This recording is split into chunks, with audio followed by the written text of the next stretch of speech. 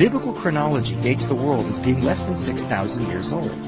Science, based on various geological and astrophysical observations, dates the world as being at least 15 billion years old. The gap is tremendous and obviously unbridgeable. Or is it?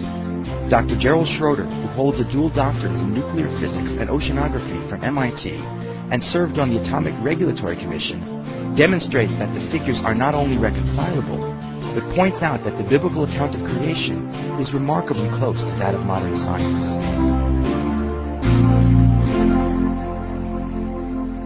So this session deals with the age of the universe.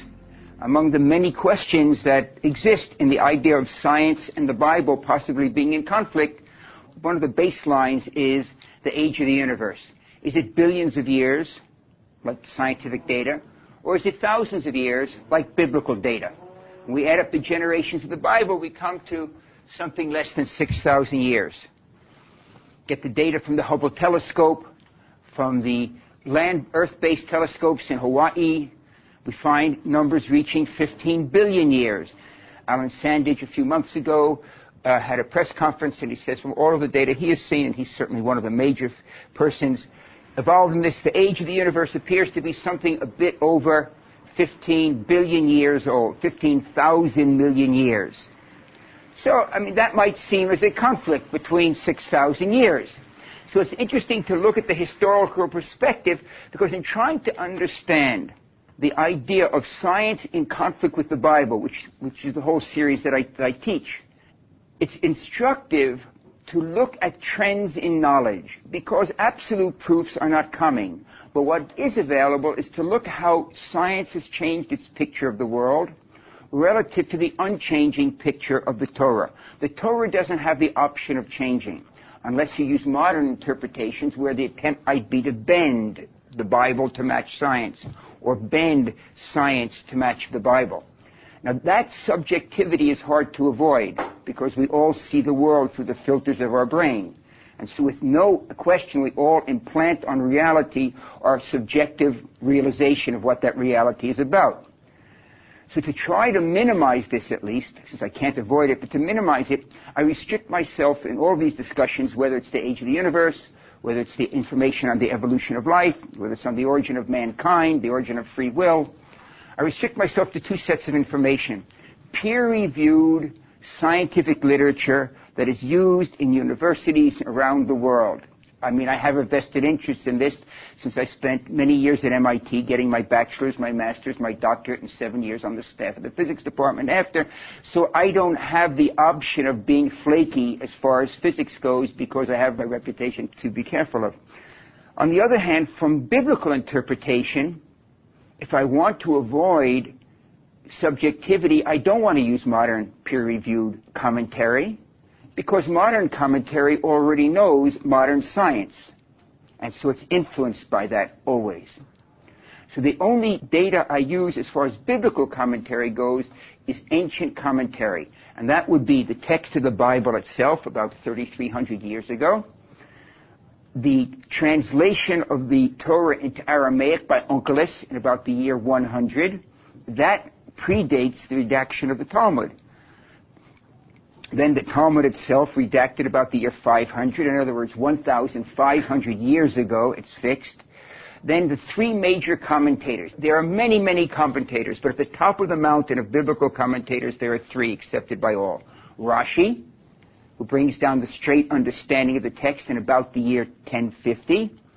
About the year 1190, Maimonides, the great philosopher who handles with philosophical concepts. And then about 60 years after him, in approximately the year 1250, Nachmanides, the Ramban. Maimonides, the Rambam, with an M at the end. Nachmanides, the Ramban, with an N at the end. Okay, so those are the commentators. So there's only ancient commentary hundreds of years ago, or thousands of years ago, long before Hubble was a gleam in his great-grandparents' eyes. So there's no possibility of Hubble data or other scientific data influencing these concepts. Okay, so that's the background of the test, an attempt to try to make the following discussion somewhat objective, minimizing subjectivity. In 1959, a survey was taken of leading United States scientists. And among the many questions asked was, what is your understanding of the age of the universe? Now, in 1959, cosmology was just becoming a science, okay? Astronomy was there, but cosmology, the deep physics of understanding the universe, was just developing. The response to that survey, as far as the one question I'm interested in, the age of the universe, was recently republished in Scientific American, the most widely read science journal in the world. 2/3 of the scientists gave the same answer as to what is their opinion of the age of the universe. The answer was not 6,000 years, I assure you. The answer was much larger than that.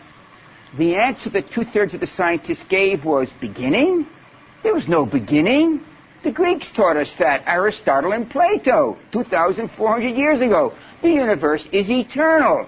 Oh, we know the Bible says in the beginning, the opening word. That's a nice story. It helps kids go to bed at night. You know, it makes them feel safe. There was a beginning. But we, sophisticates, know better. There was no beginning. That was 1959. In 1965, Penzias and Wilson discovered the echo of the Big Bang in the temperature and the black of the sky at night. And the world paradigm changed from a universe that was eternal to a universe that had a beginning. Science will never be able to make a greater change in its understanding of the world relative to the Bible than the fact that we now know the first word of the Bible is correct. There was a beginning.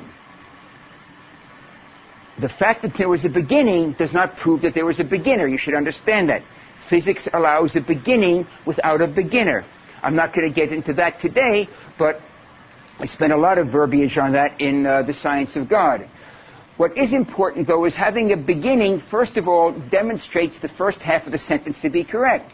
Whether the second half of Genesis chapter 1, verse 1 is true, we don't know from a secular point of view. The first half being in the beginning. The second half is God created the heavens and the earth.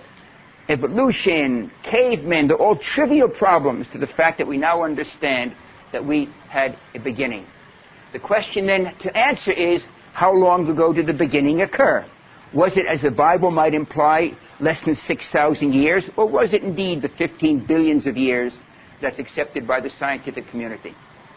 So the first thing we have to understand is the origin of the biblical calendar. I mean, if the calendar is the problem, it would be nice to know something about the calendar. We get to the 57, 58 years in 1997, 5,758 years, by adding up the generations since Adam. There are 6 days leading from the creation to Adam, and then we have the time following Adam. Adding up the generations in the Bible, and then adding to that the rulers that follow the end of the biblical text, we come to a number a bit less than 6,000 years. Of course, the question would be, is where we make the 0 point. It's not obvious from the text, okay? On Rosh Hashanah, the new year, Rosh Head Ha, the Shana year, the head of the year, the new year, in the additional service called the Musaf service, it's the longest service of the year. Now, the tendency is, if you're not into the liturgy, to like to let your mind wander. So the sages that formed the Machzor understood that was happening. So 3 times through the service, we blow the shofar, the ram's horn. And immediately following the blowing of the shofar, when everyone is wide awake and paying attention, the following sentence is made. Hayom Harat Olam. This is the birthday of the world. 3 times repeated at each of the major actions of the day, the blowing of the shofar. This is the birthday of the world. Hayom Harat Olam. Which might lead you to think that Rosh Hashanah commemorates the creation of the universe. But it doesn't. Rosh Hashanah does commemorate a creation, but not the creation of the universe. It commemorates the last of the 3 creations that occur in the 6 days of Genesis. There's a creation that brings into being the heavens, the entire universe and the laws of nature.